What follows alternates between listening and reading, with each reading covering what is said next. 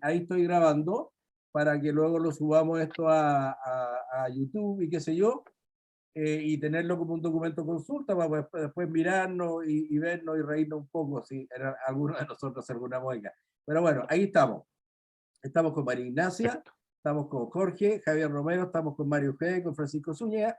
La idea muy sencilla de este panel relajado, ¿no es cierto?, tranquilo de debate o de pregunta y respuesta, ¿no es cierto?, más o menos breve. Tenemos como invitado especial, obviamente, a Francisco Zúñiga y también quiero decir a María Ignacia.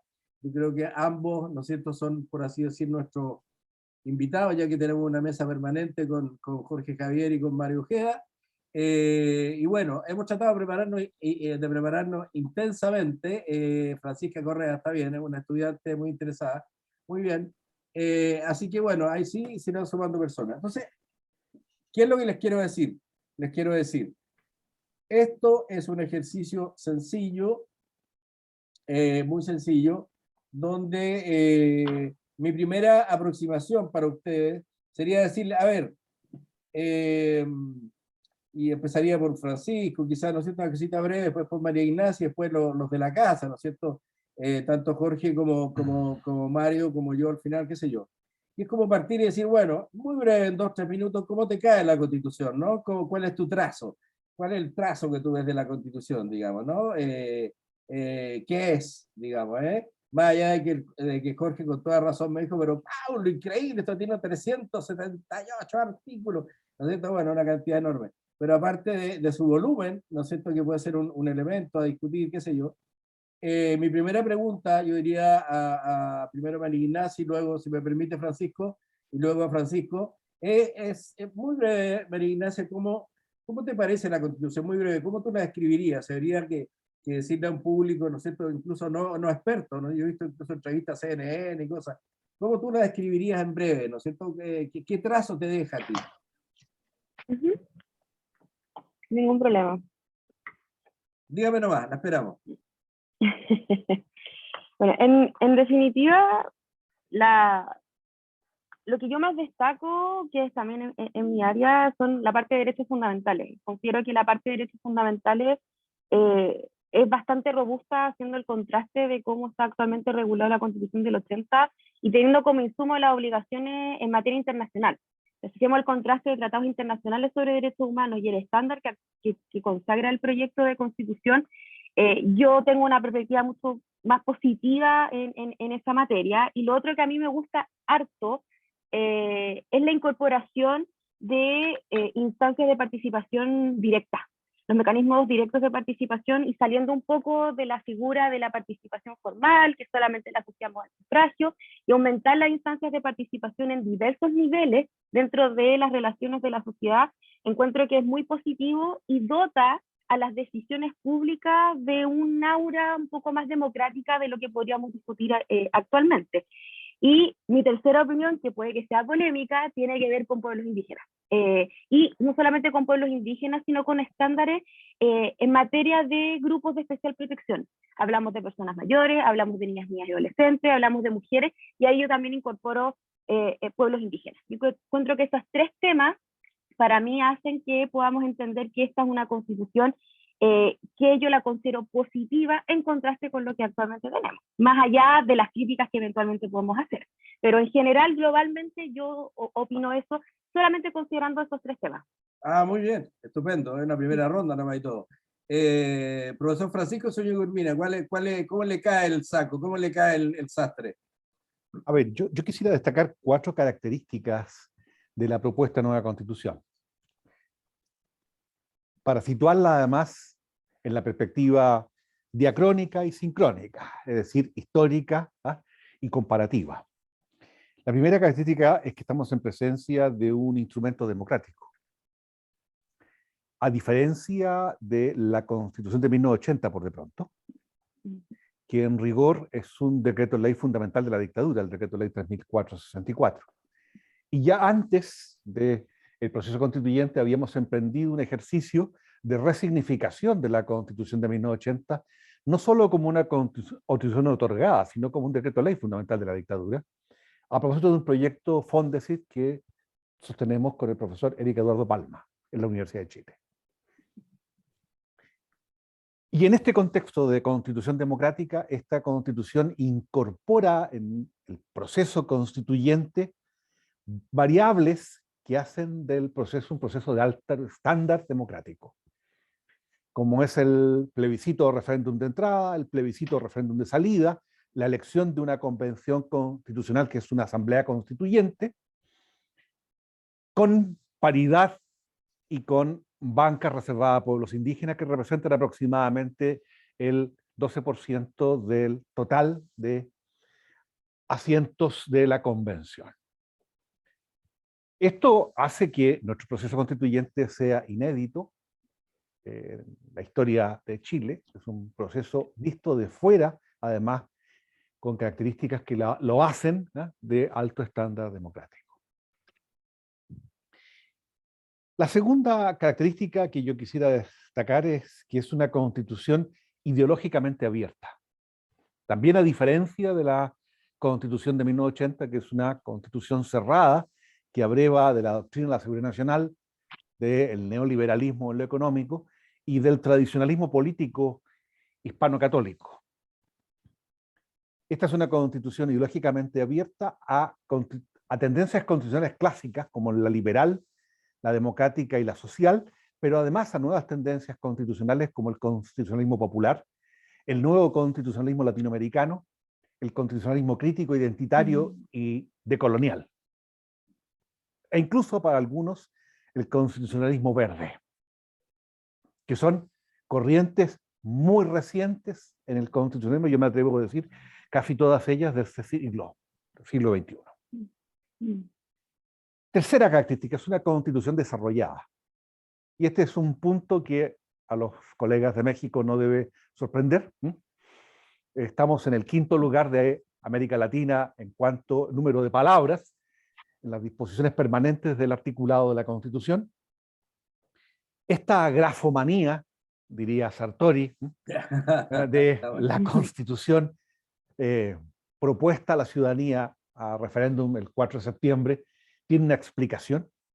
Es una sobreescritura, creo yo, basada en una cierta desconfianza en los poderes constituidos. ¿Ya? Hay exceso verboso en el texto, de adverbios, de repeticiones. Uno podría destacar la labor realizada por la Comisión de Armonización, pero no fue completa desde ese punto de vista. Pero yo diría que esta es una cuestión absolutamente accesoria, la de la extensión. El carácter desarrollado de la Constitución, aquí no hay innovación, porque la Constitución de 1980 también es desarrollada. Lo que ocurre es que tiene un sesgo ideológico cerrado. Y en cuarto lugar, la más importante característica, y aquí coincidíamos con el profesor Ferraioli hace un par de días atrás en un diálogo acá en Santiago con Roma, es una constitución contemporánea. Es decir, es una constitución con los pies puestos en el siglo XXI, mirando los problemas de este siglo. Los temas relativos a la naturaleza, derechos sociales, derechos ambientales, las nuevas instituciones asociadas a la protección de derechos, el carácter internacional o cosmopolita de esta Constitución, la definición latinoamericanista de su política exterior, ¿no?, nos sitúan, ¿no?, en una perspectiva de este siglo. Y yo quiero destacar esto, yo creo que es una Constitución contemporánea, cosmopolita. Ahora, esas 4 características, si uno quisiera sumarlas y decir este es el resultado es que es una Constitución que efectivamente es originaria, fruto de un poder constituyente originario, diría Agustín Esquella, transformadora, que refunda el orden político institucional. Y esto, que es una dimensión muy interesante de la nueva Constitución, es también algo así como un pequeño talón de Aquiles, por donde se cuela una crítica muy penetrante de quienes son partidarios del rechazo, porque en definitiva apelan a la resistencia al cambio, en un segmento importante de la población que está abierta a un proceso constituyente, pero no a cambios tan profundos. Yo creo que preliminarmente eso es lo que tendría que decir sobre la nueva constitución que vamos a, definitiva, someter a referéndum el día 4 de septiembre. Muy interesante. Estamos muy alerta. Jorge Javier Romero, por favor, ¿cómo le cae el saco, ¿no? La chaqueta. Bueno, lo primero que hay que decir que bueno, pues es una constitución producto de un proceso político especialmente complejo que vivió Chile, sobre todo a partir de la gran insurrección popular de 2019, y por lo tanto es una constitución producto de un proceso histórico muy importante, que tiene mucho de refundacional, ¿no? Porque además tiene esa expresión de unas nuevas generaciones que no vivieron la dictadura, pero que sí crecieron durante la democracia regida por la constitución otorgada por la dictadura, que evidentemente no era una constitución democrática. Entonces, y eso le da, como bien dice Francisco Zúñiga, un carácter democrático que es notable. Notable. Además, el proceso de elaboración, yo era pero muy optimista cuando se decidió consultar la posibilidad de convocar a una convención constituyente y después en el proceso de elección de la convención constituyente. Yo era muy optimista de que saliera de aquí una constitución ampliamente consensual. Y sin embargo, creo que ese es ahora el gran problema que tiene el texto que aprobó la convención. A pesar de que todo se tuvo que aprobar por 2/3 partes de los convencionistas, a pesar de que hubo una fuerte discusión, desde mi punto de vista, uno de los problemas que tiene ahora y que corre el riesgo de no ser aprobada en el referéndum de salida, es que durante la propia discusión de la convención hubo un proceso de polarización social muy fuerte que incluso le ha alienado apoyos al nuevo texto constitucional. Y ese es un problema muy importante porque un texto constitucional, para realmente arraigarse de manera institucional en un país, necesita un amplio consenso de salida. Es decir, lo que ocurrió en España en 78, que es siempre nuestro ejemplo recurrente, con un referéndum de salida con una aprobación abrumadoramente mayoritaria, bueno, pues es lo que también le dio una enorme legitimidad a ese texto. Y aquí, y eso fue producto también de muchas concesiones, ¿no? Por supuesto, era un proceso muy distinto, un proceso donde había que pactar muchas cuestiones saliendo de una dictadura. Aquí, al contrario, aquí estamos en un texto que es producto de una insurrección popular y podemos decir que es un texto producto de una etapa jacobina, en algún sentido, y eso hace que tenga muchas aristas que están resultando difíciles para el electorado en el referéndum de salida. Sin embargo, por supuesto que el apruebo debería ganar frente a lo que había, frente a la constitución que era una constitución de la dictadura, que no era una constitución democrática, que era una constitución que tenía muchísimas restricciones representativas, que era la única constitución de América Latina que no recogía ninguna forma de democracia directa.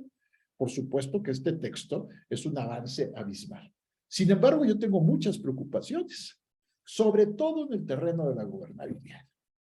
La Constitución de 1980 es una constitución hiperpresidencialista en el sentido que le da una fuerza enorme al Ejecutivo frente al Legislativo. Y aquí, de manera correcta, desde mi punto de vista, se pretende debilitar al Ejecutivo, sin embargo, y fortalecer al Legislativo. Sin embargo, acaba cayendo en el mismo problema en la trayectoria institucional latinoamericana, donde se le da poder al legislativo, pero no se le acaba cortando la cabeza al rey. Y entonces lo que se provoca es veo yo ahí en la relación entre el nuevo Congreso de las Diputadas y los Diputados y la Cámara de las Regiones y el presidente de la República, un conflicto potencial entre ejecutivo y legislativo que va a ser muy difícil de resolver, sobre todo porque no hay desarrollados mecanismos para que existan coaliciones estables en el legislativo. Hay una propuesta que Gabriel Negreto defendió mucho que era que las elecciones del Congreso se hicieran al mismo tiempo que la segunda vuelta presidencial, para tratar de que hubiera mecanismos de formación de coaliciones en torno a la elección presidencial. Eso no ocurrió. Y entonces, y tenemos una larga tradición, larguísima tradición en América Latina de conflicto entre ejecutivo y legislativo que se resuelve mal. Y ese es eso creo que ese riesgo se corre en lo que en el diseño que adoptaron en el texto constitucional. Y bueno, para arrancar yo me quedaría Eso. aquí. Muy bien, Coco, muchas gracias. La idea era esa, ¿no? Como destacar, y tenemos muchas preguntas, dudas. Yo también, yo soy un lego, ¿no? Un sociólogo. Así que tenemos acá a María Ignacia y a ustedes mismos y Francisco. Con esa misma apertura de tiempo y tal, Mario, querido Mario Ojeda Revás, ¿cómo le cae la chaqueta? Dígame, el saco. Bueno, yo creo que sí estamos ante un hito histórico de la América Latina contemporánea, es decir, un cambio de régimen de una democracia tutelada a una democracia vigilada, que fue el legado del pinochetismo, con esta constitución que, como el maestro Zúñiga dijo, más que una constitución, era un decreto ley que constreñía y limitaba la vida democrática de los chilenos, ¿no? Se pone fin a una situación anómala, se prolongó por 30 y pico de años, ¿sí? El que, bueno, pues se tuvo que, para precisamente poder ejercer los márgenes de libertad, recurrir a coaliciones amplias como la concertación democrática, y bueno, pero pues ya ese modelo quedó agotado. La insurrección popular del 2019, el levantamiento popular, pues mostró la exigencia de un cambio de rumbo y un cambio radical y una ruptura con ese pasado que se había prolongado de manera espectral más tiempo del que debió hacerlo. Y yo, bueno, pues veo que destacaría que es una constitución garantista, ¿sí? Es una constitución que le da enorme preponderancia a los derechos humanos, a las garantías individuales, que, bueno, pues obvio, un país que padeció y sufrió terribles violaciones a los derechos humanos, pues es una señal de progreso innegable. Obviamente destacaría también como algo avanzado que otras constituciones latinoamericanas que yo conozco, como son la argentina, la brasileña o la mexicana, carecen, que es esta idea de la plena igualdad entre hombres y mujeres, e incluyendo a las diversidades sexuales, ¿sí? Es decir, esta insistencia en la representación paritaria me parece muy importante, me parece digna de ser destacada, porque, bueno, en nuestro ámbito geográfico y cultural, sin duda representará un precedente muy saludable que espero que las demás naciones latinoamericanas hayan de seguir, ¿no? En ese sentido, pues Chile se pone a la vanguardia y se volverá un paradigma y un modelo para el resto de los países latinoamericanos. La preocupación con el medio ambiente, ¿sí?, que es notoria a lo largo del texto, pues me parece también fundamental. Estamos, bueno, viviendo tiempos aciagos. El calentamiento global no es una hipótesis, lo estamos padeciendo. Ayer mismo me mandaron una nota que México y Chile son de los países de América Latina los que más problemas se enfrentan con escasez de agua. Vamos nosotros, tanto mexicanos como chilenos, a padecer una restricción hídrica muy importante en la próxima década, y pues evidentemente el tiempo apremia y tenemos que darle la prioridad a los temas ambientales, no como hobbies de hippies o de ecologistas. Es un problema, es un desafío que tenemos que enfrentar todos y enfrentarlo ya, lo cual me parece muy importante.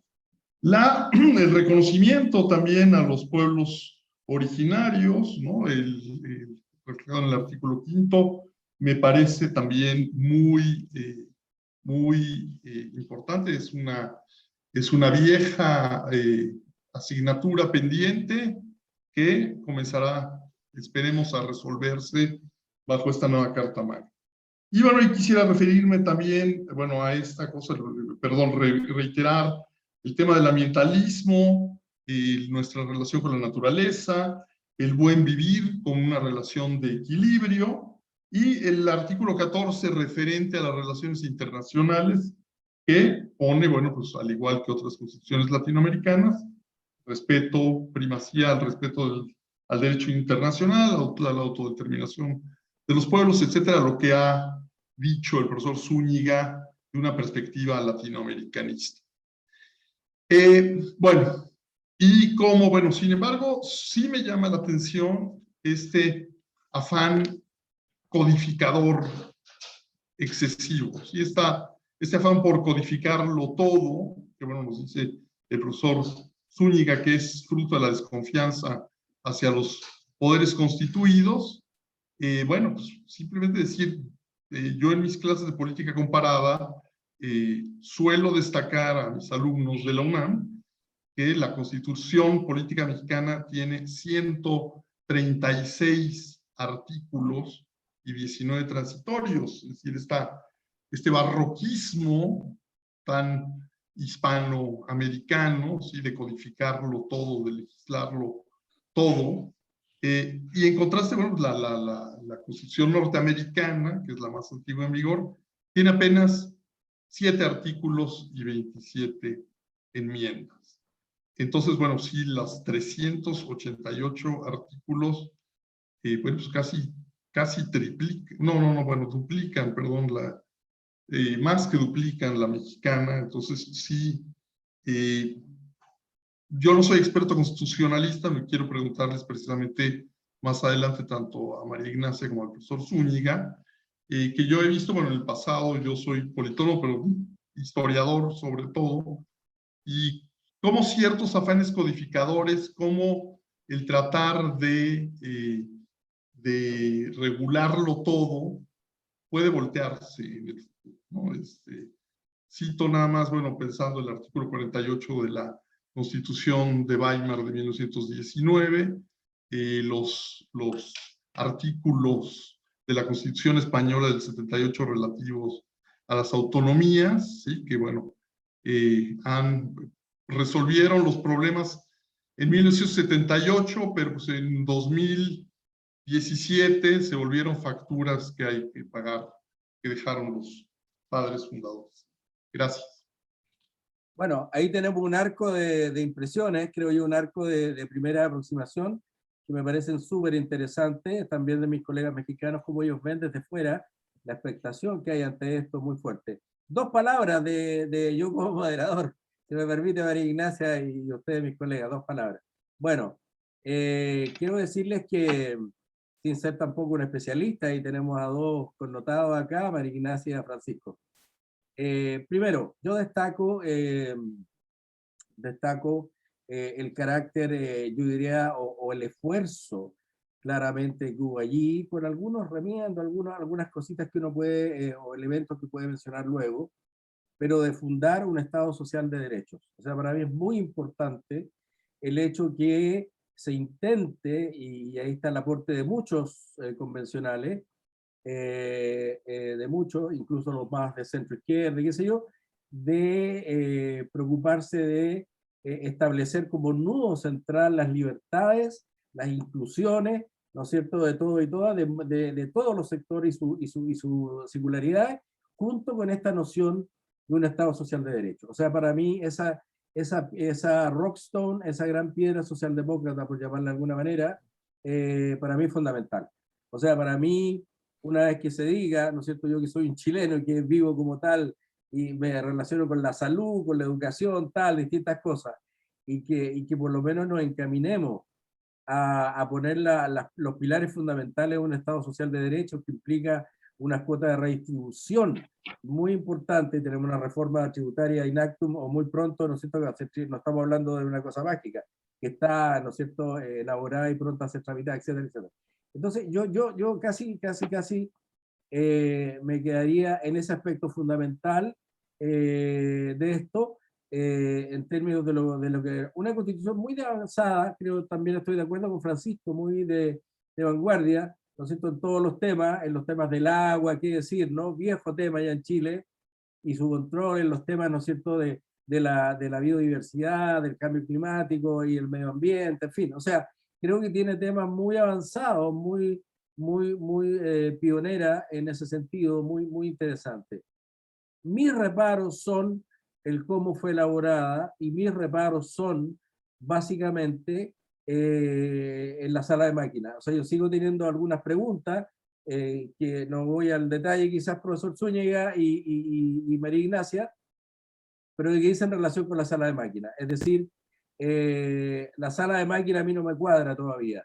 Yo sé que ha habido una reforma de los partidos oficialistas, queridos amigos, colegas mexicanos, ¿no es cierto?, reforma del sistema de justicia, igualdad ante la ley, la justicia indígena va a ser voluntaria, era un tema muy querido, tal, y eso se reformó. Y los partidos oficialistas, recogiendo el sentir ciudadano al calor de la campaña, se reformó. ¿Ya? Y es un tema igual asaz delicado, y que el sistema judicial, hasta los cambios de nombre son sensibles. Entonces, bueno, el Poder Judicial, no un sistema público, sino que vuelve a ser el Poder Judicial, y esto fue reformado, y la justicia indígena fue dejada como algo voluntario, ¿no es cierto? Y a cuestiones más bien cotidianas, domésticas, y la ley penal o las grandes leyes, por así decir, quedó en la justicia, por así decirlo, ordinaria y todo lo demás. Gran punto, me parece importante también. El Consejo de la Justicia, también, ¿no es cierto?, que pretendía regular, no quiero dar la lata, pero administrar el sistema, un viejo tema para los juristas, que lo conocen muy bien María Ignacia y Francisco, sin duda, mis colegas, también muy importante, pero ahí había una cierta descompensación en términos de que a mí me complica mucho, yo lo he visto en América Latina en todos lados, como ustedes saben, colegas, cuando Argentina y tal, cuando los poderes políticos tales entran a la justicia, entran a tallar y empiezan a poner jueces, a sacar jueces. Entonces eso es muy complicado, la politización, muy complicado. Muy complicada la politización, y eso también se reformó. El consentimiento indígena también, o sea, la idea que había que tener consentimiento para todo, o pedir consentimiento indígena, elemento de que los pueblos originarios, me parece, como dice muy bien Mario Ojeda, fundamental de recoger en Chile, algo pendiente, lo dijo Francisco, largo, que el consentimiento indígena también quede como más planteado, más, no como rehén, no como que el Estado queda absolutamente rehén de aquello, me pareció como el acuerdo, estoy refraseando el acuerdo, ¿no es cierto?, a propósito de nuestro afiche que dice, ¿no es cierto?, aprueba sin reforma, y lo pusimos en pregunta. Entonces Francisco y María Ignacia, es como decir, quitémosle las preguntas, no lo sé, ¿no? Es decir, aprueba con reforma, ¿no? Eso ya está como de alguna manera, colega, estatuido. Bueno, sistema de salud único. Van a haber prestaciones públicas y privadas, no solamente, que yo estoy muy de acuerdo por lo demás, me tiene a mí muy cabreado hace muchos años el sistema de salud chileno, las inequidades que tiene y todo aquello, etcétera, ¿no? Entonces, pum, igual van a haber prestaciones públicas y privadas, un seguro privado y tal, puede haber, pero un sistema de salud público también fue refrendado. No reelección consecutiva, creo que es importante ese acuerdo, Francisco, María Ignacia, ya tenemos punto de vista, hago simplemente el despiece, ¿no?, el desmenuza del acuerdo. Me parece, porque una reelección de inmediato, una reelección consecutiva nos llevaba, ¿no es cierto?, al peor de los mundos, a una politización y a una utilización de la caja de fiscal que a mí me complicaba. Y me parece que es un muy buen acuerdo. Me parece un muy buen acuerdo, Mario, Jorge, quiero decir de mis amigos, mis colegas juristas chilenos, que no haya, que los parlamentarios no tengan mociones o autonomía como para irrogar gastos públicos, ¿no? Eso me parece bien, que se haya normado de esa manera, ¿no? Porque eso es la fuente también, discúlpenme, yo soy bastante hincha de los parlamentarios, me gusta el parlamentarismo europeo, tal, pero cuidado, cuando hay pueden irrogar gastos, ¿no?, y gastarse la caja chica y grande, puede ser complicado, como también los gastos regionales. También hay un detalle y un límite, disculpen la tecnicalidad de este punto, pero un detalle y un límite también a los gastos que pueden erogar también las regiones, etcétera. Y la propiedad de las casas, también había como duda, también introducida por campaña, mis colegas chilenos y abogados y abogadas saben, ¿no es cierto?, a propósito de la propiedad de las casas, fíjate Mario, ¿no es cierto?, el aporte previsional individual es propio, nadie te va a quitar tu casa de tu propiedad, qué sé yo. Bueno, eso es. Entonces, mi duda sigue siendo que puede ser una apuesta, sin duda riesgosa, y puede ser una manera de ver en esta sala de máquinas, en esta nueva, digamos, configuración del sistema político, y cómo en la práctica se va a verificar, ¿no? Ahí yo quisiera también, que sea una opinión de ambos juristas, en este caso también de los mecanismos de transición, ¿no? De lo que plantea también la Constitución en cómo vamos a transitar a un mundo más de certidumbre, digamos, ¿no? A veces los empresarios son campeones para decir, está todo incertidumbre, que me siento tan nervioso y todo, ¿no? Entonces, como dijo Mario Marcel, gran ministro de Hacienda, tranquilo, ya se acaba la incertidumbre, si el 4 tenemos el plebiscito ahí se va a sacar. Entonces eso en la derecha no está claro. Yo he tratado de leer documentos de la centro derecha o derecha para que me den a mí certidumbre, profesor Francisco Zúñiga y profesora María Ignacia, y yo no he visto en ellos ninguna certidumbre. Digamos, en el caso de el rechazo, digo, bueno, so what, ¿no es cierto? ¿Cuál es el camino que usted me da? ¿Cuál es el camino? Y ustedes me corrigen, ¿no es cierto?, mis juristas, yo en ello no he visto nada, no he visto certidumbre. O sea, no he visto que diga, no, va a pasar esto, que el rechazo gana, ¿no es cierto? Esto no va a pasar. No lo tengo claro. Bueno, eso es mi, perdón que me haya colgado un poquito. Hice una mención a los acuerdos oficialistas, también que me parece interesante porque le agrega pimienta a la sopa, digamos. Creo que son interesantes. Profesor Francisco Zúñiga Urbina, por favor. Bueno, son varios los temas planteados por ustedes. A ver, vamos por parte. Respecto de la cuestión sobre el sistema político, yo quiero señalar que he sido siempre muy crítico de la propuesta que surge de la Comisión del Sistema Político, que fue de muy difícil alumbramiento, porque la Comisión del Sistema Político estuvo tensionada por tres pulsiones distintas. Una pulsión hiperpresidencialista, en la que estaba la Unión Demócrata Independiente, un partido de derecha, y el viejo Partido Comunista. Una pulsión parlamentaria o parlamentarista unicameralista, en la que estaba el Frente Amplio y el Partido Comunista, en lo unicameralista. Y una pulsión tradicionalista, presidencialista, en la que se embarcó el colectivo socialista, algunos independientes y el colectivo de la Prueba, la centroizquierda de la convención. Y fue muy difícil el alumbramiento de una propuesta que atinaron en denominar presidencialismo atenuado, que no es tal, y que no resuelve los problemas de gobernabilidad democrática y de eficiencia de las administraciones públicas. ¿Ya? Esto da para mucho hablar. En ese sentido, creo que el acuerdo al que llegan los partidos oficialistas en orden a reformar la Constitución resuelve en una parte pequeña el problema al eliminar la reelección consecutiva del presidente de la República, sobre la que México fue pionera. Como mecanismo anticaudillista, además de los presidencialismos latinoamericanos. Pero yo diría que el tema de régimen político y tipo de gobierno es un tema no resuelto satisfactoriamente en la propuesta de nueva Constitución, y habrá que entrarle al tema si el referéndum el día 4 de septiembre se inclina por el apruebo.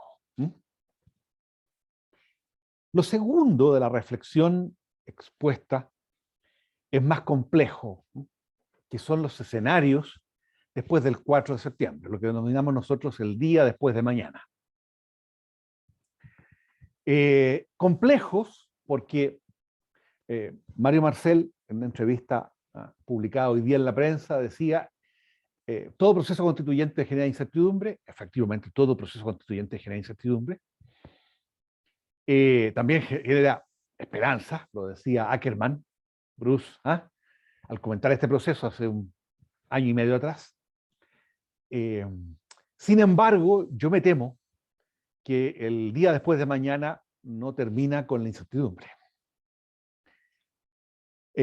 Primero porque si gana la opción apruebo, se abre un compás de espera en que los partidos oficialistas en dos coaliciones distintas y el gobierno se va a ver forzado por la fuerza de los hechos a intentar un pacto con la derecha para sacar adelante la Constitución y su legislación de desarrollo. Hoy por hoy, yo diría, ojalá sea ese el escenario que tenemos por delante.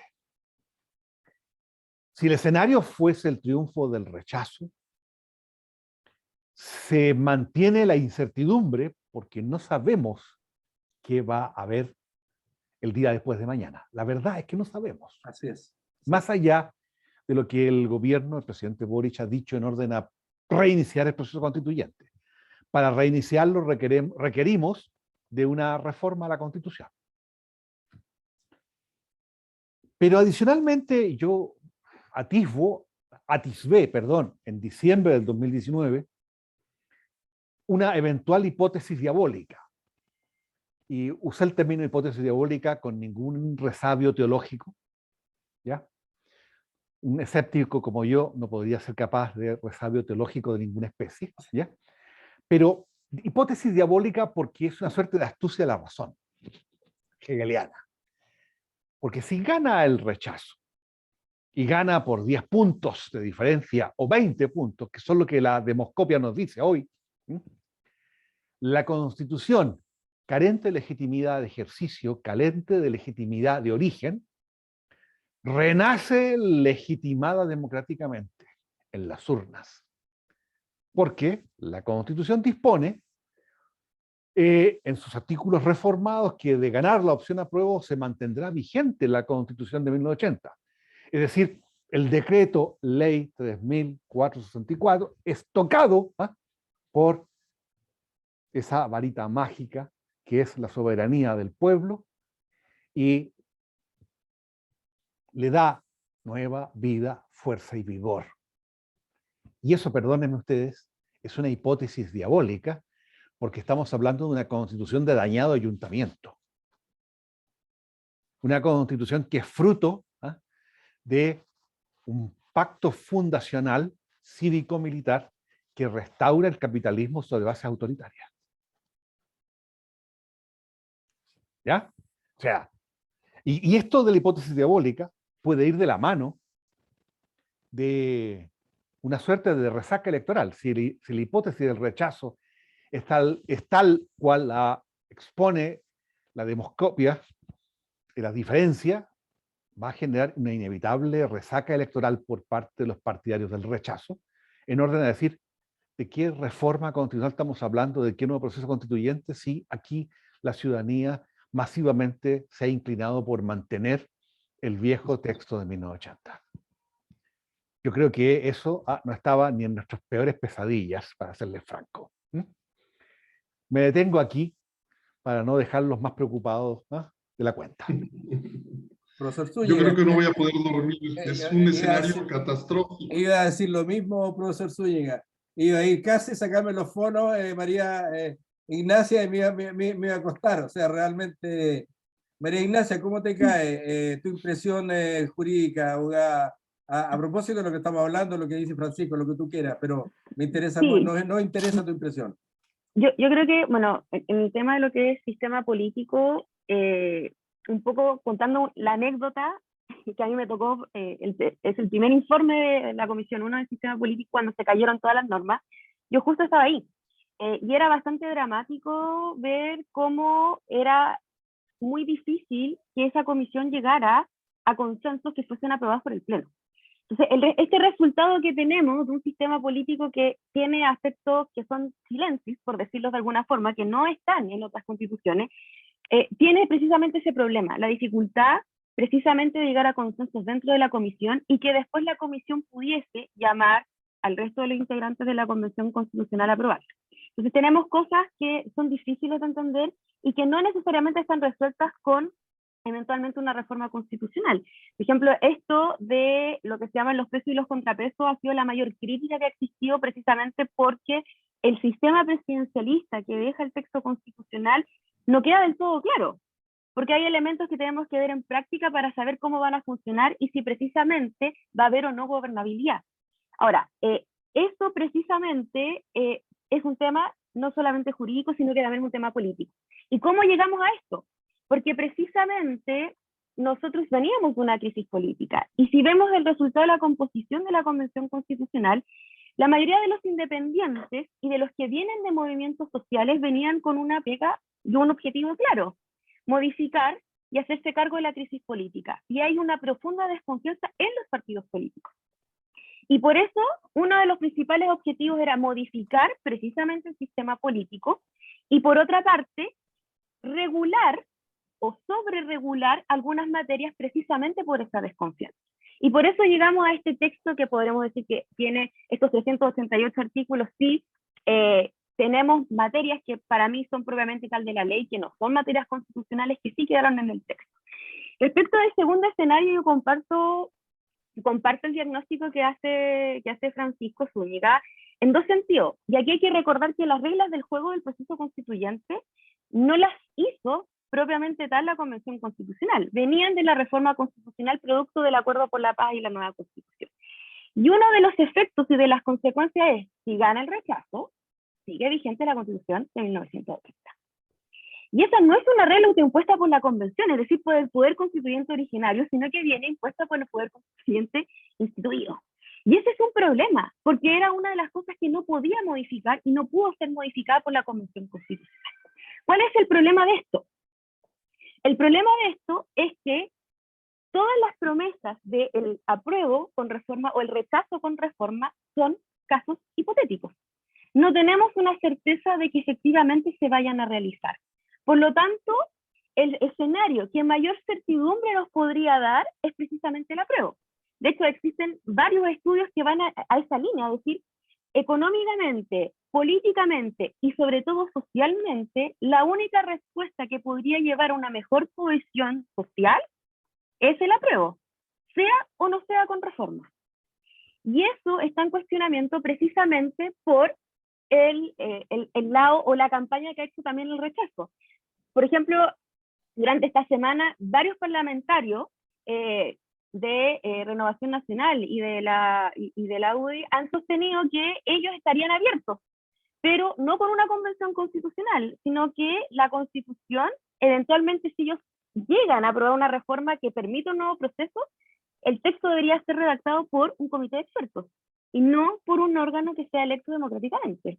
Entonces, eso no genera una respuesta y una tranquilidad a las personas, sino que genera más escenarios hipotéticos y una mayor incertidumbre. Y aquí hay otro factor que yo quiero mencionar porque también ha sido protagonista precisamente en generar incertidumbre, que son las fake news. Desde la instauración de la Convención Constitucional han existido muchas noticias falsas, no solamente en torno a lo que podría pasar, sino que respecto al mismo contenido de las normas. Y eso sigue siendo utilizado actualmente en campañas del rechazo.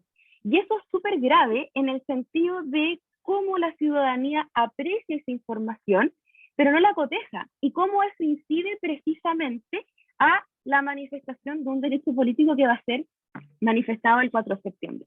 Y eso, el tema de las noticias falsas, ha sido o ha incidido muchísimo en la percepción que puede tener de aprobarse el texto constitucional, porque nadie dice, oye, si se rechaza, queda vigente la Constitución del 80, porque lo que nos están diciendo es no, nosotros estamos abiertos a que haya un nuevo proceso constituyente, pero quedan ahí, no hay un compromiso real. Por lo tanto, yo comparto el escenario drástico y de las nubes oscuras en el horizonte, porque precisamente podríamos tener un problema mayor, y precisamente considerando esta incoherencia que existe en el plebiscito de entrada y eventualmente en el plebiscito de salida, estamos deslegitimando una decisión de la mayoría, pensando que el resultado de el que queremos una nueva constitución y que sea redactada por un órgano democrático fue del 80% y fracción.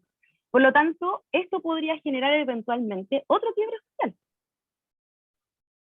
Eso es lo que podría comentar al respecto, para no Cosita repetir lo mismo poca. que había dicho Francisca. Cosita Una boca, cosita poca. cosita boca. Jorge Javier Romero, ya Es que, estamos entrando en el fuego, estamos claro, poniendo claro, los ya estamos palitos. entrando a la política, ¿no? A la Exacto, política de la Constitución, porque habría muchas otras cosas más que decir sobre el texto, exacto. sobre lo extenso, el problema de que los derechos para que sean exigibles tienen que ser financiables, un montón de problemas, pero lo político hoy es sí, el peligro, a mí me parece un peligro grande de que gane el rechazo. Es un gran peligro y es una posibilidad que según las encuestas está muy cerca de que ocurra. Y lo peor del caso es que además de todo lo que nos acaba de decir María Ignacia sobre las razones que han nutrido el crecimiento de la existencia de este rechazo entre los electores, es que también se acaba convirtiendo en una suerte de referéndum sobre el gobierno en un momento de una situación económica difícil, con una inflación muy alta, después de la pandemia, con desgaste rápido del presidente, a pesar de que, porque el presidente también, aunque él está atado para intervenir en el debate, está siendo evaluado en el apruebo o desapruebo de alguna manera, ¿no? Y entonces, y se ha desgastado Boric, y creo que hay, incluso entre sectores que originalmente hubieran apoyado el texto constitucional, hay un desencanto. Y coincido con María Ignacia, ¿qué pasa después? Y por supuesto con lo que dice Francisco Zúñiga, ¿qué pasa después? ¿Qué va a pasar después? Ahora, soy un poco menos pesimista que María Ignacia, porque yo creo que en cualquier caso, si viene un rechazo, el proceso de reforma constitucional se tiene que abrir. Es imposible que la Constitución, que el decreto ley de 1980 se mantenga como está. Se tiene que abrir el proceso de reforma constitucional y es inevitable que en ese proceso de reforma constitucional se retome buena parte de lo que discutió la Convención, ¿no? Por ejemplo, no creo que Chile pueda seguir siendo un estado totalmente centralista. El desarrollo de los gobiernos regionales me parece a mí que ya es inevitable. Fíjense ustedes la relevancia que tuvo que el 12% de los diputados indígenas pusieran en el centro de la discusión constitucional el tema de los pueblos originarios. Se convirtió en uno de los temas centrales de todo el debate, a partir del 12% de los diputados. Por lo tanto, ya no hay marcha atrás en eso, incluso en el peor escenario de un rechazo con un amplio margen electoral. Entonces, a pesar de todo, el proceso de transformación política de Chile ya es irreversible. Ese es mi punto de vista optimista. Sin embargo, si logra ganar el apruebo, también es importante que venga un proceso de reformas del texto aprobado por la Convención que amplíe su legitimidad, que amplíe el consenso social en torno a él, ¿no? Y que cuide mucho los temas de la gobernabilidad. Yo insisto, si queremos gobernabilidad democrática efectiva, cortémosle la cabeza al rey y vamos al régimen parlamentario, pero si no, hay que tener mucho cuidado en evitar el conflicto entre ejecutivo y legislativo.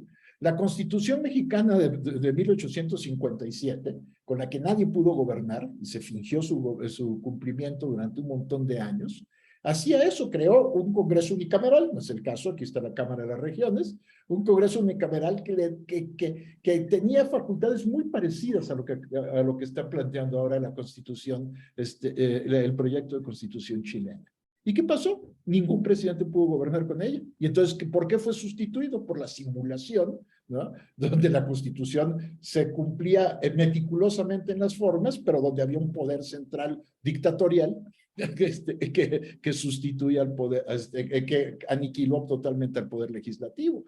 Y es que este es un asunto que me parece a mí que no hemos resuelto en América Latina.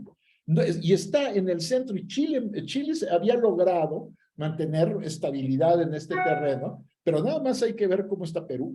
Nada más hay que ver cómo está incluso Brasil, que ha tenido 2 procesos de impeachment desde el Congreso para acabar con los presidentes que después fueron exonerados en los juicios, etcétera, ¿no? Entonces tenemos Ecuador tuvo cuántos presidentes el Congreso los tiró de una patada hasta que vino la reforma constitucional de Correa que volvió a concentrar el poder del presidente. Y este es un tema que no hemos resuelto en América Latina y que creo que Chile podría haber avanzado mucho más, aunque entiendo por supuesto que entiendo los procesos de negociación que se dan, que nos explicaron Francisco Zúñiga y Marina hacia acá, ¿no? Pero de todas maneras, yo en este sentido soy optimista porque el proceso constitucional de una u otra manera ya es un proceso irreversible, a pesar incluso de que llegara a ganar el desapruebo. Muy bien, muchas gracias por el optimismo, Jorge Javiera, fantástico, en el sentido de yo también quiero sentir, María Ignacia nos dio una tonalidad similar a Francisco, pero yo quisiera políticamente también, por lo menos decir, muy breve, que tendríamos un piso, ¿no? Que uno dice, bueno, hemos discutido todo esto, hemos llegado aquí, ¿no? Hemos llegado a este piso, digamos, de logro, por lo menos escrito, ¿no? Así, estado social, tal. Ahora, con lo que ustedes me están diciendo, María Ignacia, Francisco Zúñiga, esto puede ser castillo de arena, digamos, esto puede ser una cosa, como decía el mandato, ¿no es cierto?, para la convención, si ganase el rechazo, vemos una nube negra que es fatal, ¿eh? Realmente. Entonces, bueno, ¿algún comentario y alguna pregunta? Estamos en el debate, en las preguntas, en las dudas, en las cosas complejas. Mario Ojeda Rebá, por favor. Gracias, Paulo. Bueno, insisto, yo no soy experto constitucionalista y bueno, más yo vengo a aprender de la profesora Sandoval y del profesor Zúñiga más que... sin embargo, no deja de llamarme la atención como politólogo. Bueno, ya habíamos hablado en alguna sesión pasada de nuestro seminario de lo que, bueno, pues yo había llamado, que me llamaba mucho la atención, que después de la insurrección popular de 2019, y los sondeos y las encuestas, los sondeos de aprobación del presidente Boric, pues hayan caído en picado de manera tan dramática, ¿no? De un 70 y pico por ciento a un 37%, ¿no? Es decir, además en un tiempo, pues, brevísimo, ¿no? Es decir, hay un desgaste, pero es un desgaste brutal de la figura presidencial. Y también, bueno, me llama la atención, pues, creía yo que esta asamblea constituyente había sido fruto de una insurrección popular y resulta que esa misma sociedad que se levantó contra el oprobio de la Constitución de 80 reclamando un cambio radical, en el momento en que se le ofrece, pues me llama mucho la atención que la opción del rechazo puntee o encabece los sondeos, ¿no? Bueno, hablamos que si había un electorado veleidoso, ¿qué sucedía, no? Porque esos bandazos de un lado al otro. La profesora Sandoval nos ha hablado, cosa que hemos hablado también contigo, como la derecha pues ha agitado el espantajo del comunismo, ¿no? Tú mencionaste pues el tema de la propiedad inmobiliaria o lo de la salud pública, la sanidad pública, que bueno, ¿por qué? No sé, habrá sectores que dirán, ¿y a mí por qué van a quitar mi sanidad privada si yo estoy tan conforme? Yo no sé bien, no conozco los detalles. Pero bueno, decía, no soy un experto jurista ni mucho menos, por eso quisiera insistir en preguntarle a la profesora Sandoval y al profesor Zúñiga. A mí este exceso de codificación me parece que confunde también al votante. Sí, bueno, digo, yo leí toda la Constitución a trancas y barrancas, como decimos, no con gran detenimiento, ¿no? Porque, bueno, pues es un texto, pues, bastante largo y, como dijo el profesor Zúñiga, sinuoso y repetitivo en algunos. Entonces, bueno, pero yo me imagino, el votante medio chileno habrá leído los 388 artículos. Decía una amiga mía que en la educación con los hijos, pocas reglas, pero claras. Y entonces aquí yo veo a los 388, ¿no? Insisto en esa prolijidad. Hay aspectos que a mí desde la óptica, desde la perspectiva mexicana, otra vez, bueno, insisto, pues siempre seguimos con interés lo que sucede en Chile, que es un país con el que tenemos muchísimos vínculos. Bueno, fue el primero en extenderle el reconocimiento diplomático al México independiente, bueno, pues la relación estrecha que guardaron los gobiernos del presidente Luis Echeverría y Salvador Allende, ¿no? La llegada del exilio chileno a México, bueno, fue una que infundió nueva vida a nuestras universidades, a nuestras editoriales, a nuestra prensa, al debate público, etcétera. Y muchos de los cuales ya se quedaron y se volvieron mexicanos, otros volvieron, etcétera, etcétera. Muchos casaron con mexicanos, etcétera. Tenemos familias de ambos extremos de América. Pero bueno, desde la perspectiva mexicana, a mí me inquieta mucho el artículo primero. Esto, bueno, me agrada y pues lo suscribo contigo, que habla del establecimiento de un estado de bienestar y de un sistema político socialdemócrata, esta piedra angular. Pero también habla de un estado plurinacional. A mí esto me inquieta por lo que pudiera derivar, ¿sí? En el que se habla en el artículo 2 de la soberanía reside en el pueblo de Chile, conformado por diferentes naciones. Voy a ser provocador, ¿eh? Dele, es una dele, provocación. profesor. Dele, profesor, para eso estamos. Una lectura, pues una lectura superficial de este artículo 2 podría concederle autonomía a la colonia Dignidad en Chile, ¿no? Es decir, por ejemplo, ¿no? Por lo que sabemos que pasó allí, ¿no? Es decir, que los croatas chilenos van a poder también exigir su autonomía, los italo-chilenos van a poder exigir, los germano-chilenos, etcétera, ¿no? Entonces, en términos de disolución nacional, aunque el artículo 13 habla de un territorio único e indivisible. Ese es un factor que a mí sí me inquieta mucho, porque el tema de las autonomías luego puede abrir la caja de los truenos. El 78, la Constitución del 78 español, fue muy ambigua, y bueno, vemos los problemas heredados, ¿no? El mecanismo de relojería estalló 40 años después. Y luego el tema de, bueno, yo insisto que sí, efectivamente es imprescindible resolver la asignatura pendiente con los pueblos originarios e indígenas, pero también mucho cuidado con eso, ¿eh? Aquí en México tenemos, por ejemplo, que en ciertas regiones predominantemente indígenas u originarias prevalece lo que se llama usos y costumbres, ¿sí?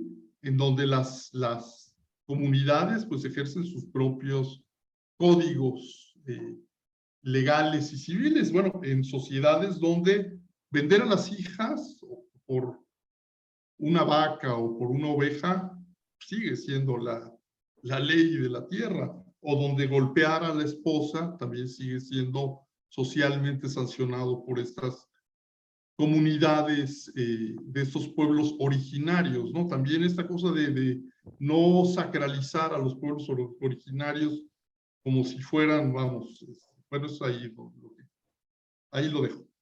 Muy bien, muy interesante, creo que son preguntas que hemos comentado. Don profesor Francisco Zúñiga Urbina, por favor. Bueno, hemos entrado en el campo de la política, es un campo proceloso, de tosca materia, diría Bobbio. ¿Ah? Tosca materia. Bobbio, la de la tosca materia. A ver, la política constitucional en la Convención Constitucional fue muy difícil de armar. Los 17 asientos reservados a pueblos indígenas fueron clave en obtener los 2/3 para la decisión constituyente, los 103 votos de convencionales constituyentes alineados con el texto en todos sus trámites. En esta afirmación probablemente María Ignacia no va a estar de acuerdo conmigo, pero yo creo que los colectivos independientes, en particular los que pertenecen a esta del pueblo, después de la implosión del colectivo de esta del pueblo, se transformó en una dificultad en la decisión constituyente, en una dificultad severa, que ha llevado a muchos politólogos, Carlos Uneos entre ellos, a preguntarse ¿por qué? ¿Por qué se le dio este espacio a colectivos independientes en que la mediación y la representación no tenía reglas, porque no eran responsables de las decisiones que adoptaban, ni tenían aprendizaje en política, en negociación, en acuerdos? Esta dificultad de construir las supramayorías necesarias para la decisión constituyente, además estuvo bajo presión porque la derecha, en la Convención Constitucional, ya en el mes de febrero de este año, toma la decisión de optar por el rechazo, de no contribuir a la decisión constituyente de manera satisfactoria y en muchos casos a sabotear el funcionamiento de la convención y la opción de acuerdos, incluso con prácticas filibusteristas. Entonces, eso forzó a conformar supramayorías en que el poder de negociación de quienes ponían a su disposición los votos para esa supramayoría se incrementaba. Y eso se deja traslucir en algunas disposiciones que han significado problemas, como la consulta con consentimiento, a que hacía referencia, o a la profundidad del Estado plurinacional, o a cuestiones más complejas y mucho más relevantes a mi juicio que la plurinacionalidad, como es la extensión de los bienes comunes naturales. En una economía eminentemente extractivista como la nuestra. Todo esto hizo muy complejo la toma de decisiones en la convención, pero muy complejo. Yo no sé si en algún minuto se va a escribir la crónica Seguramente. histórica de la toma de decisiones, pero fue muy complejo. Todos sabemos que el Partido Socialista cumplió el rol que le correspondía al centro político, el rol de contención y de armar finalmente los acuerdos, en la lógica de una suerte de veto player para, en definitiva, provocar los acuerdos por no alcanzarse el quórum de los 103 votos de convencionales constituyentes. Entonces, esto hizo muy difícil la decisión constituyente y explica la sobreescritura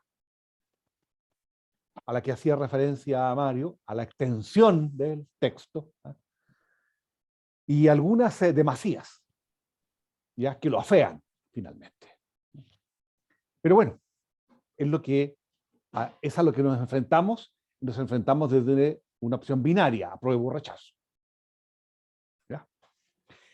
La segunda cuestión que nos enfrenta a la política es si de la lectura del rechazo hacemos dos juegos hipotéticos, o la hipótesis diabólica, o lo que Jorge denomina la hipótesis optimista. ¿Ya? La hipótesis angelical. Está bien. No sé. Francia, la Cuarta República Francesa, vivió un proceso similar. La constitución de la cultura jurídico-constitucional de la resistencia, el 46 fue rechazada en el referéndum y la constituyente tuvo que reelaborar un nuevo texto constitucional que sí fue aprobado como la constitución de la Cuarta República Francesa. Es un caso único. Estaríamos en esa hipótesis única de democracias de tipo pluralista en las que la ciudadanía, en definitiva, da reinicio al proceso constituyente. Pero eso era la lógica de que la izquierda que había alumbrado el primer proyecto de constitución en la Asamblea Constituyente Francesa de la Cuarta República, retoma la iniciativa política y alumbra un texto que es votado favorablemente por la ciudadanía francesa, menos radical que el primero. Ese no es el escenario que enfrentamos. Porque el rechazo significa que la iniciativa constituyente vuelve a los poderes constituidos. Y con 2/3 o con 4/7, que es el nuevo quórum de reforma constitucional, Así. el veto players sigue en manos de los de siempre, de la derecha. Ese es mi gran Por temor. el grado de fragmentación de ambas cámaras del Congreso Nacional y por la dificultad de articular simples mayorías. Bueno, sobre eso una cosa nada más, Francisco. De cualquier manera, hay 40 y tantos artículos transitorios que implican un conjunto de leyes de desarrollo constitucional que quedarían en manos del Congreso, ¿no?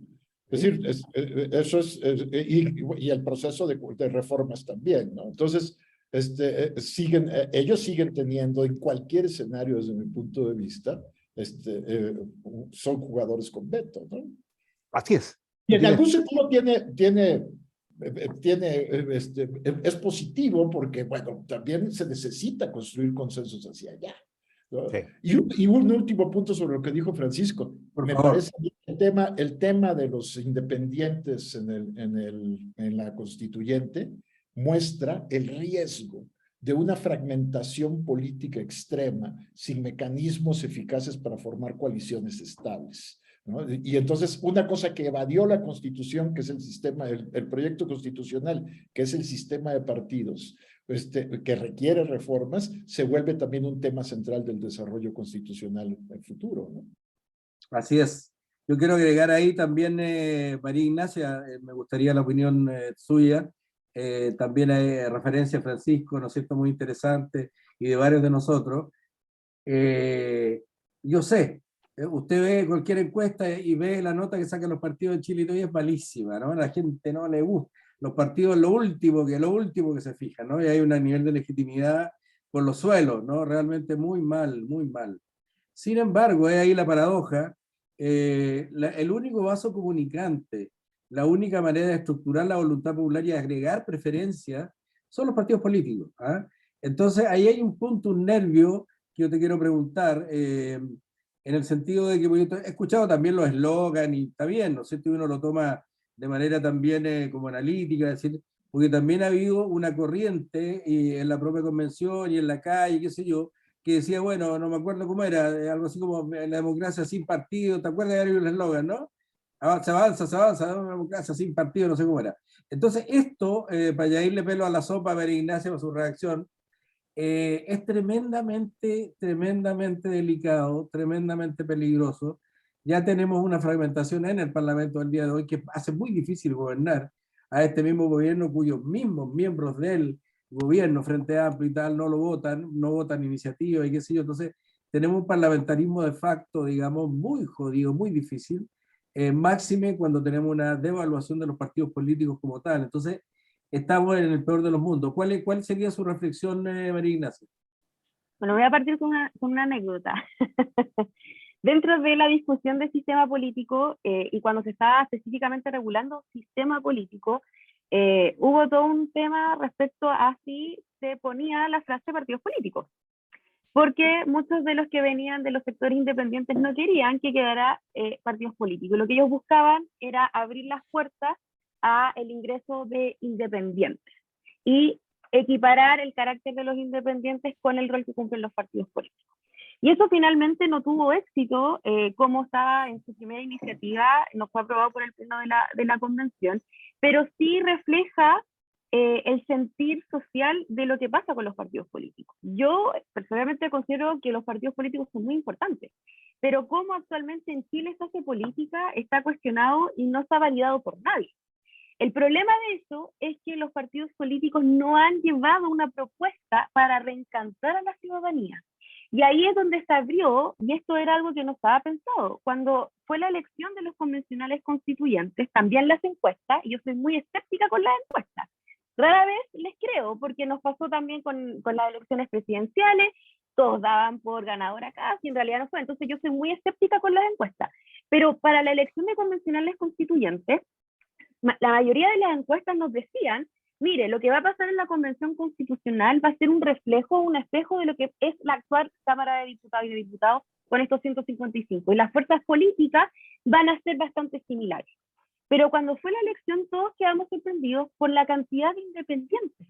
Y sobre todo, y esta es mi opinión personal, la cantidad de convencionales constituyentes electos que provenían de movimientos sociales. Movimientos sociales que surgieron precisamente del 18 de octubre de 2019. Y eso para mí da una explicación de cómo el sentir de la ciudadanía decía, yo quiero un cambio, pero este cambio no me lo va a dar los partidos políticos, no me lo va a dar la política actual. Tenemos que buscar nuevos jugadores. Pero cuando ingresan nuevos jugadores, esos nuevos jugadores no se ciñen por las mismas reglas. Y los inicios, incluso si nos vamos hacia atrás, cuando empezó la discusión del propio reglamento de la Convención Constitucional, ahí hubo también mucho problema para ponerse de acuerdo. Porque precisamente estos nuevos jugadores no venían con la idea de generar consensos entre sí. Cada uno venía con una postura y querían hacer valer los principios y por qué habían sido electos. Y llegamos a un escenario que era bastante difícil de poder analizar porque todos venían con distintas ideas. Y lo que sí yo destaco es cómo se generó esa propia configuración. Cómo ciertos sectores, aparte, bueno, la lista del pueblo que después pasó a ser pueblo constituyente, o la pluri, que es la plurinacionalidad, los independientes no neutrales, etcétera, como algunos sectores, y eso yo lo pude ver estando dentro de los asesores, que también uno veía ese juego, cómo naturalmente ciertos sectores se fueron alineando. Y eso sirvió para que precisamente pudiesen generarse los acuerdos. Pero eso pasó con los independientes. Los independientes lo que hacían era buscar temáticas que fuesen transversales para ellos dentro de las demandas por las cuales habían sido electos. Y dentro de esas demandas podíamos encontrar, por ejemplo, la paridad de género, lo que se denominaba como los ecoconstituyentes, que también tuvo una transversalidad en estos independientes, y lo que era el tema de la plurinacionalidad que mencionaron anteriormente. Estos son algunos de los temas que lograron juntar a estos grupos independientes para hacer un peso que llevara a la conversación y que llevara al logro de consenso. ¿Y qué es lo que podemos ver? Por ejemplo, en materia de propiedad indígena, que fue una norma que se aprobó en la Comisión de Derechos Fundamentales, pero después se cayó en el Pleno. Ese es un ejemplo de cómo se logró esa conversación, porque muchos sectores sabían que si esto llega se va a caer. Entonces nos tenemos que abrir a conversar. Y ahí venía ese diálogo político interesante de cuáles eran las líneas rojas, qué es lo que queremos ceder, qué es lo que no, bajo qué reglas vamos a jugar. Y eso se dio con algunas normas. Lo que pasó también con vivienda, lo que pasó con sistema político, hubo ciertos temas que llevaron a este juego político con estos nuevos jugadores. A mí me gustan mucho los independientes, de hecho Francisco cuando dijo que yo no iba a estar, era correcto, ¿no? A mí me gusta mucho, ¿por qué? Porque cómo quedó configurada la Convención Constitucional para mí es un reflejo de la sociedad, donde era bastante similar a las discusiones y a los debates que se habían dado, por ejemplo, en estos cabildos autoconvocados, que se dieron antes del proceso constituyente, de que yo fui a alguno, y era bastante similar, porque habían distintos sectores, y la mayor crítica que yo escuché que se hacía ahí, aparte de que hay una nueva constitución, era modificar cómo se hacía la política, por la desconfianza que existía de que no se iba a lograr un cambio real si se mantenían las cosas como estaban. Eso es lo que yo puedo contar. Y respecto a la plurinacionalidad que ha estado dando vueltas en las últimas dos rondas, dele. A mí me gusta, ¿ya? Ahora, muchas veces se ha hecho, y hay otros especialistas que han hecho el contraste en que era mejor dejar interculturalidad que la plurinacionalidad. La plurinacionalidad no es un concepto que esté arraigado y que sea propio de Chile, sino que surge en otras constituciones latinoamericanas y tiene una connotación que es difícil tratar de explicarla qué significa. Pero el tema de la plurinacionalidad fue muy potentemente respaldado no solamente por los 17 escaños reservados, sino que también por otros sectores, y lo buscaron. Ahora, ¿qué pasa con este concepto de específicamente soberanía que se decía que son estas 7 naciones indígenas? Eso también fue súper discutido. ¿Las dejamos en la Constitución o la dejamos en la ley? Porque ¿qué pasa si surge un nuevo pueblo indígena. Y ahí también hay un tema con los pueblos tribales que están en el norte. O sea, internamente también ¿son pueblos o no son pueblos? ¿Los catalogamos igual? ¿Seguimos la nomenclatura del convenio 569 de la OIT o no? Entonces, ahí también hubo un tema importante de cómo se llega al concepto de plurinacionalidad cuando inicialmente se hablaba de una interculturalidad. Ahora, esta plurinacionalidad fue potentemente defendida por escaños, pero también apoyada por diversos sectores.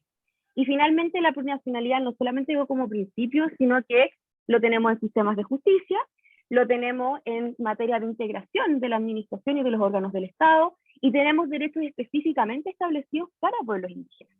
A mí me gusta la plurinacionalidad, pero se mira con desconfianza porque precisamente lo que se asocia hoy día a la plurinacionalidad es con privilegios y romper con la igualdad. Y ese es el discurso que se ha dado desde siempre cuando empezó a discutirse este tema. Es lo mismo que pasó con vivienda y con el tema del sistema de seguridad social. Generar, decir, esto aquí estamos estableciendo privilegios. Y lo mismo pasó con la paridad. Cuando se trató y se vio la discusión de la incorporación de la paridad en las integraciones de sistemas de justicia y en la integración de los órganos de la administración del Estado, muchos dijeron, esto es un privilegio para un sector.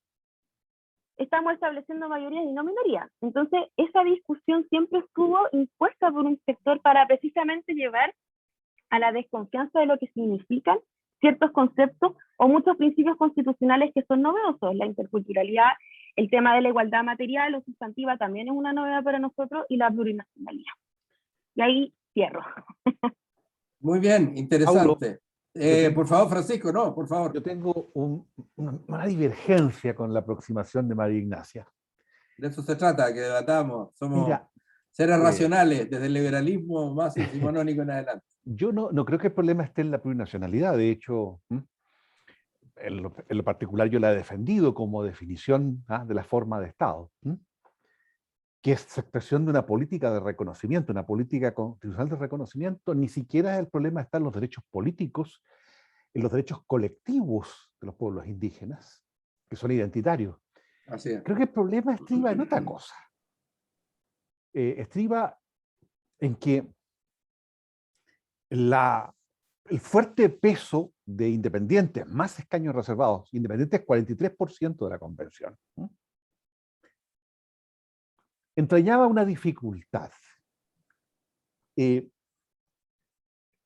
Los independientes fueron políticamente ineptos, pero no por no ser integrantes de un partido político, no por no haber sido parte de la clase política y no tener aprendizaje en la toma de decisiones políticas, porque la política que tenemos es de muy mala calidad y partidos muy deficitarios. El problema de los independientes se estriba en que ellos fueron expresión de una suerte de movimientos sociales que subterráneamente emergen con el estallido social, que se expresan políticamente, pero que expresan una diversidad político-cultural que les hace incapaces de ver las cuestiones generales. Entonces, se aproximan a la decisión constituyente desde visiones parciales. Y el peso en la decisión constituyente de ellos estriba en la capacidad de obtener la aquiescencia del resto de los colectivos en función de esas visiones parciales. El ejemplo típico es el de ecoconstituyentes, ¿ya? O el de bancas reservadas de pueblos indígenas. Y voy a poner un ejemplo, dos ejemplos. Los colectivos pertenecientes a la ex lista del pueblo votaron en contra de la iniciativa de que Chile fuera un Estado social y democrático de derecho. ¿De acuerdo? En la discusión del sistema político, tarde, tanto bancas reservadas como independientes caen en cuenta la importancia que tiene la Cámara de las Regiones como Cámara Territorial frente al Congreso de los Diputados como Cámara Popular a la hora de darle voz a las regiones autónomas en Santiago. Y caen en cuenta lo importante que es tener un sistema político con un parlamento bicameral, imperfecto, asimétrico, ¿ya? Pero que en definitiva le dé un espacio político institucional a las regiones. Y eso se deriva no de la incapacidad intelectual, de la incapacidad política, sino de esta ineptitud para aproximarse a los temas generales, a hacer encajar las piezas para que tengamos una sala de máquinas funcionando. Esa es mi crítica, ¿ya? No es una crítica ad hominem a ningún convencional en particular, ni mucho menos, ¿ah? Ni a la representación de independientes, sino a esta dificultad de aproximarse desde la particularidad derivada de la diversidad a la generalidad. Este tránsito muy hegeliano, ¿ah? Así es. De lo particular a lo general. ¿Ya? Muy bien. Ahí, Francisco, te quiero agregar, ¿no? En alguna discusión que hemos tenido, y en lo particular cuando me tocó también presentar desde un punto de vista de un sociólogo, no jurista, pero en Buenos Aires también, ¿no es cierto?, en Argentina, que presenté el estallido tal y aspectos de la Constitución. Y uno de los puntos que yo problematicé, tampoco me atreví como a hacer como una alegación dura, pero también al tenor de la reflexión de María Ignacia y ahora tuya y de los colegas, que yo dije, ¿saben qué? Es muy difícil hacer coaliciones, muy difícil hacer política, y un problema que Boris tiene para inaugurar un nuevo ciclo. Fíjate, el hecho de que es muy complejo hacer política sobre la base de identidades, solamente identidades.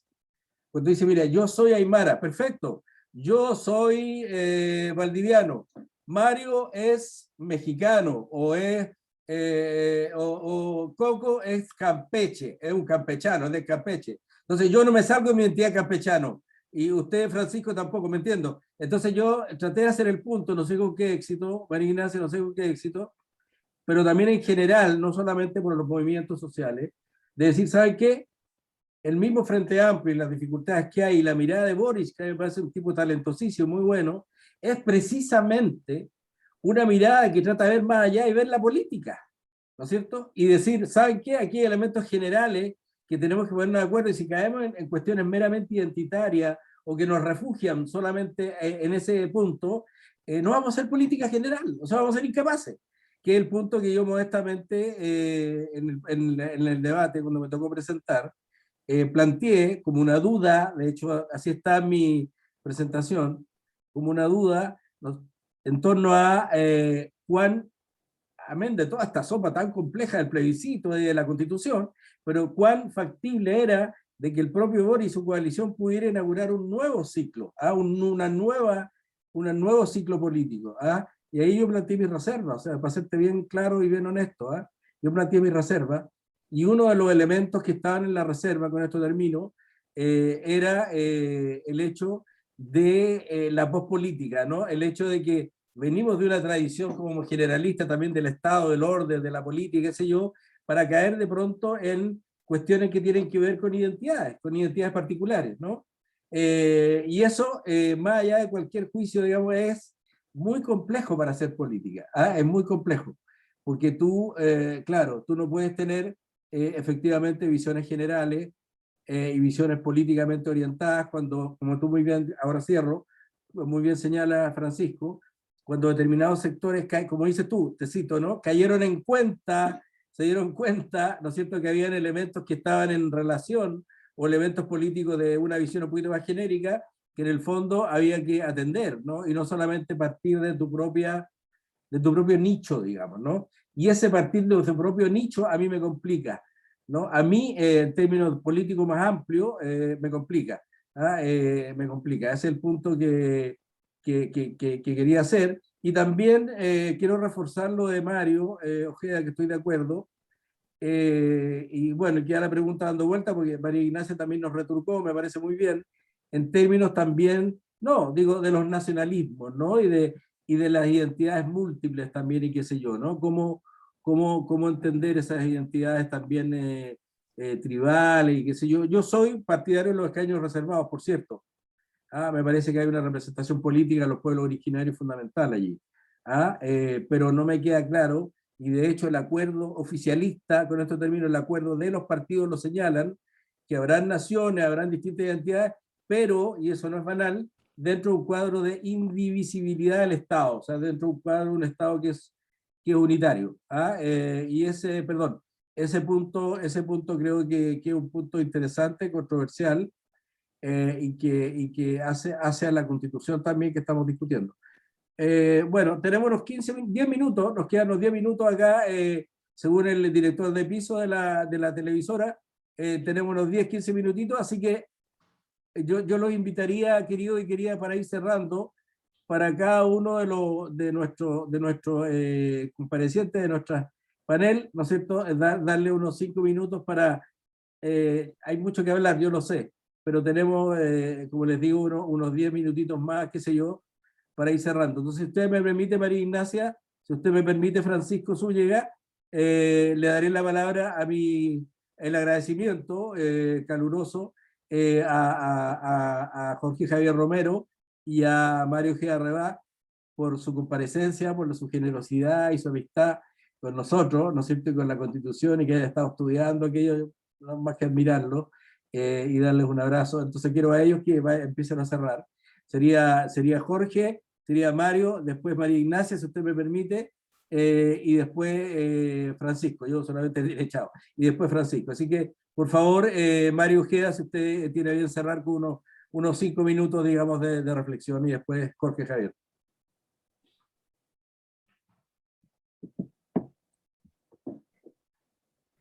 Gracias, Paulo. Bien, pues yo nada más, bueno, quisiera recalcar dos cosas.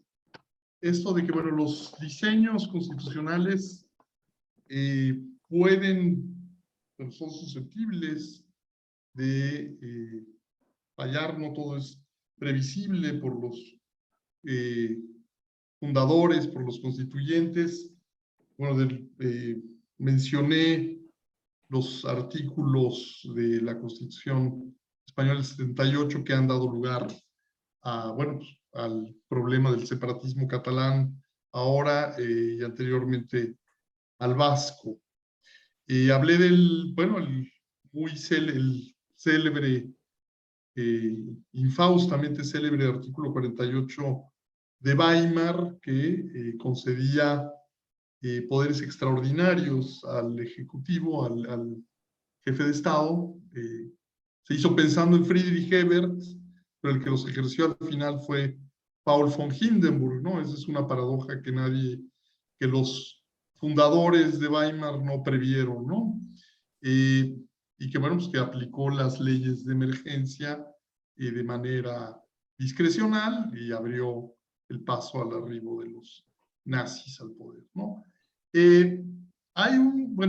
Omití, quiero referirme a un aspecto que sí me genera preocupación, esta concesión de facultades al legislativo, sobre todo en temas presupuestales.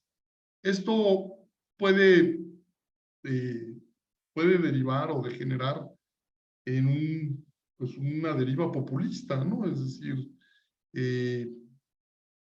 me parece delicado, me parece que no se está previendo. A veces de buenas intenciones están pavimentado el camino al infierno, ¿no? La Constitución brasileña, en 3 artículos, le otorga poderes extraordinarios al legislativo para iniciar juicios de impugnación y destitución al Ejecutivo. Bueno, pues ya se han aplicado en el caso de Fernando Collor de Mello y de Dilma Rousseff. Y paradójicamente, bueno, pues ambos fueron rehabilitados, pero pues nadie les quitó que fueron destituidos, ¿no? Es decir, no, usted disculpe, señora Rousseff, usted disculpe, señor Collor, no es usted el bandido que suponíamos, pero pues ya no, la presidencia ya no regresa, ¿no? Y bueno, pues se abre la caja de Pandora, porque bueno, Michel Temer también fue amagado con ser destituido por un proceso del impeachment, y nada nos asegura que Lula da Silva, después de una clamorosa victoria electoral en octubre de este año, en la primera vuelta incluso sobre Bolsonaro. Sobre Bolsonaro, salvo catástrofe mayúscula, como la señalada por el profesor Zúñiga, si no pasa el apruebo, pudiera él ser también destituido por sus oponentes en un proceso de impeachment, ¿no? Que se lleva a la ligera. Jorge Javier Romero, pues habló del caso extremo de Perú, ¿no? Es decir, que, pues, bueno, ya en Perú, el último que apague la luz, por favor, ¿no? Porque todos los ejecutivos o están prófugos, o están encarcelados, o están muertos bajo tierra, ¿no? Bueno, quisiera cerrar mi participación, bueno, saludando este proceso chileno que califico de gran ejemplaridad.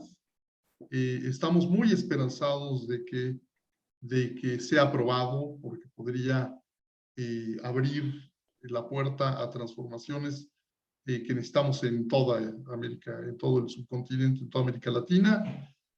Chile ha sido vanguardia y ha sido precursor desde el Frente Popular de Pedro Aguirre Cerdá, la Unidad Popular de Salvador Allende, en fin, muchísimas cosas, ¿no? Entonces, siendo un país pequeño en nuestro ámbito, es un país con una influencia muy notable. Todos seguimos la elección que llevó a Boric, que pues es una izquierda moderna, muy distinta de la que tenemos en otros países como Argentina o México, que todavía tenemos una izquierda primitiva e impresentable.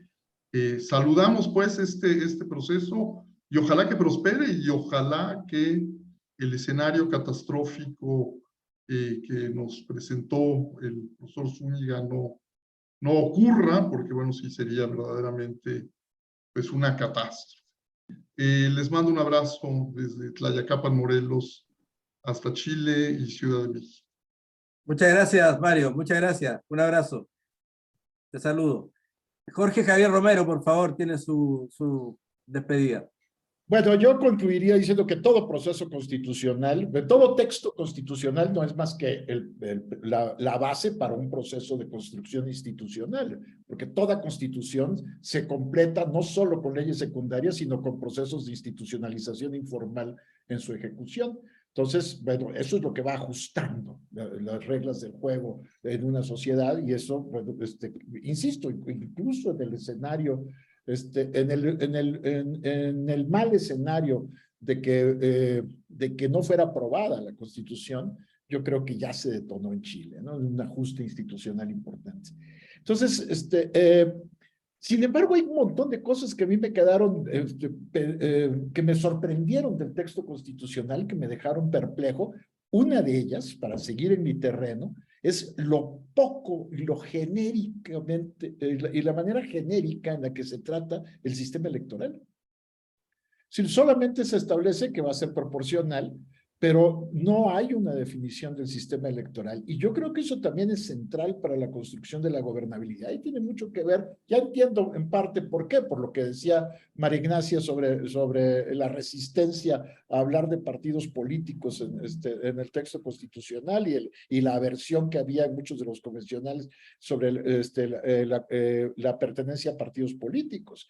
Sin embargo, también el desarrollo del sistema electoral va a ser crucial para la nueva institucionalidad en Chile.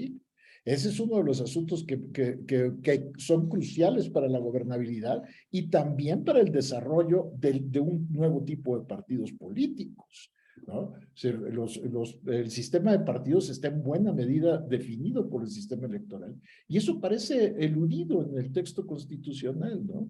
Como se lo dejan a la legislación secundaria y eso en todo caso va a ser crucial si se quiere construir un nuevo arreglo representativo que le dé, que se base en partidos políticos sobre todo, pero que sea un nuevo tipo de partidos políticos abierto a la sociedad, que rinda cuentas y que logre involucrar mucho más la participación ciudadana, ¿no? Y bueno, pues sí, esperemos que el 4 de septiembre los resultados sean positivos, esperemos que sí, esperemos que gane el apruebo. y que esto sea el primer paso para un proceso de reconstrucción institucional de Chile, que desde mi punto de vista es el país que mejores condiciones tiene América Latina para hacerlo. Muy bien, muchas gracias Jorge Javier por tu participación. Te mandamos de acá un gran abrazo. Cada uno de nosotros chilenitos te mandamos un gran abrazo, muchas gracias. No te vayas porque se va a despedir María Ignacia y luego el doctor Francisco Zúñiga. Así que María Ignacia, un par de palabritas a despedirnos, nomás ya nos juntaremos en otra ocasión. Y agradecerte. Bueno, no, yo primero agradecer por el debate y los temas interesantes que han surgido en esta conversación y cerrar con una nota optimista. O sea, yo tengo confianza de que el plebiscito de salida nos va a permitir cerrar este proceso histórico y de error y prueba en muchas ocasiones que hemos vivido, y siento que es más positivo el texto que las cosas que son negativas. Siento que es totalmente perfectible y que ya las decisiones políticas, o que ya existen luces de consensos políticos para mejorar lo que se ha aprobado, abre las puertas no solamente para mejorar la cohesión social, que es uno de los principales problemas que tenemos como sociedad, sino que para dejar atrás esta polaridad que existe actualmente en la sociedad respecto de las discusiones que generó la Constitución del 80 y también está generando esta. Siento que hay que ser un poquito más positivo. Yo sí vi la nota de la nube negra, pero hay que ser realistas, pero dentro de este realismo soy positiva y siento que de verdad, dentro de los escenarios, el más factible o el que mejor nos puede llevar a lograr los objetivos iniciales que dieron lugar al proceso constituyente es el apruebo. Sí destacar, bueno, lo que dije inicialmente, a mí me gusta mucho cómo quedó todo el capítulo referente a derechos fundamentales y estas nuevas institucionalidades, que es la Defensoría del Pueblo, la Defensoría de la Naturaleza y la constitucionalización de la Defensoría de la Niñez. Considero que le da una nota interesante a cómo va a generarse esta nueva institucionalidad precisamente en materia de derechos fundamentales, que es el tema que a mí me apasiona y es el que más me dedico. Así que no solamente decir eso y agradecer a todos por haber estado en esta conversación. Muchos saludos. Muy bien, pues muchas gracias, María Ignacia, no te vayas. Se despide Francisco Zúñiga Urbina, nuestro querido amigo y siempre miembro de la mesa, además, de nuestra mesa. Francisco. Profesor Hidalgo, primero en este cierre felicitar este conversatorio a pocos días del referéndum o plebiscito de salida del 4 de septiembre. Así estamos a muy poco. Cerrar con un tono talante optimista. Muy bien. El rechazo tanto a la hipótesis diabólica como a la hipótesis angelical son hipótesis aún. Creo que la opción apruebo permite una cuestión crucial, que es poner fin a la cuestión constitucional. La cuestión constitucional en Chile se prolonga no por 32 años, sino por 42 años. Desde 1980 a la fecha, somos herederos de un estatuto constitucional carente de legitimidad de origen y de ejercicio, que mina las bases mismas de un sistema democrático gobernable. Esta es una oportunidad, por tanto, histórica de establecer un nuevo estatuto del poder, una nueva sala de máquinas y de reencontrar a Chile con su organización republicana. Yo creo que esas no son palabras de buena crianza, son realmente un reflejo de un compromiso en lo personal con la democracia y con los valores del progreso, del avance civilizatorio. Yo creo que de esa perspectiva quiero cerrar con una talante y con una palabra de optimismo, ¿ya? Porque al final de cuentas, quienes profesamos la democracia, confiamos en la ciudadanía. Porque si fuera por la demoscopia, esto estaría ya cerrado. Muy bien. Bueno.